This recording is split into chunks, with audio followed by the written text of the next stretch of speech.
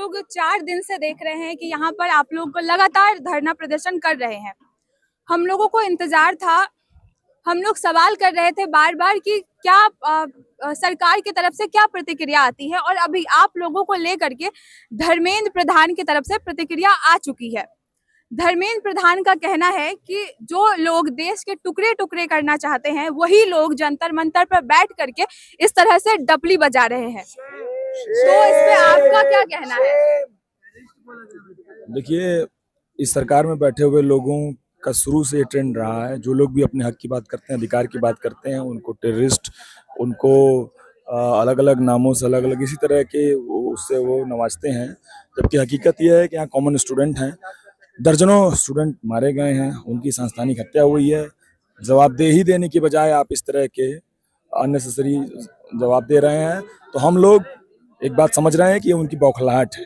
वो बौखलाहट है क्योंकि पूरा देश शिक्षा मंत्री का इस्तीफा मांग रहा है और उसी बौखलाहट को वो इस रूप में व्यक्त कर रहे हैं। हम लोग जब तक उनका इस्तीफा नहीं होता है, जब तक एनटीए जैसी संस्था को भंग नहीं किया जाता है, तब तक इस लड़ाई को जारी रखेंगे। उनकी बौखलाहट का मतलब है कि हमारी लड़ाई सही रास्ते पे जा रही है और एक दिन उनको इस्तीफा देना पड़ेगा।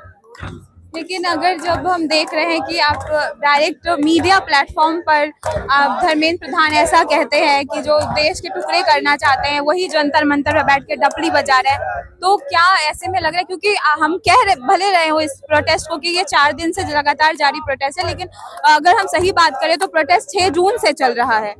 तो अभी आप देखेंगे कि 6 जून से आप जाके हम 24 जून में हैं और अभी सरकार की तरफ से ये प्रतिक्रिया आ रही है कि ये लोग टुकड़े टुकड़े गैंग वाले हैं, डपली गैंग वाले। तो क्या लगता है, क्या धर्मेंद्र प्रधान इस्तीफा देंगे, या क्योंकि धर्मेंद्र प्रधान ने खुद ऐसा कहा है?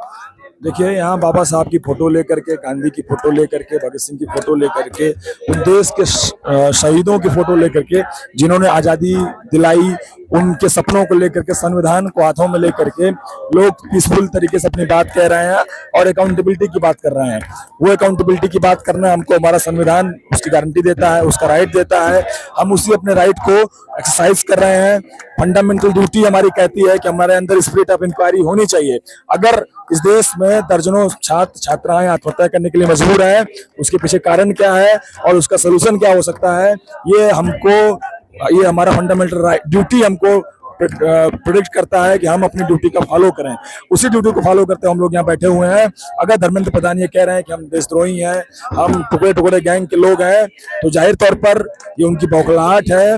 वो लोग संविधान में यकीन करने वाले लोग नहीं है। ये बुलडोजर जस्टिस में राज यकीन करने वाले लोग हैं।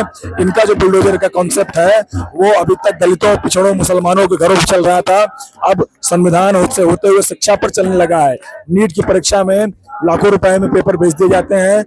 अपनी उम्र का सबसे बेहतरीन समय खर्च करके 8x10 के कमरे में जो स्टूडेंट अपना समय बर्बाद कर रहा है कि परीक्षा होगी और एक दिन उसको अपने करियर की शुरुआत करने का मौका मिलेगा, उनके सपनों पर जो हमला है, जो उनको सांस्थानिक आत्महत्या करने के लिए मजबूर किया जा रहा है, उसके खिलाफ ये लड़ाई है।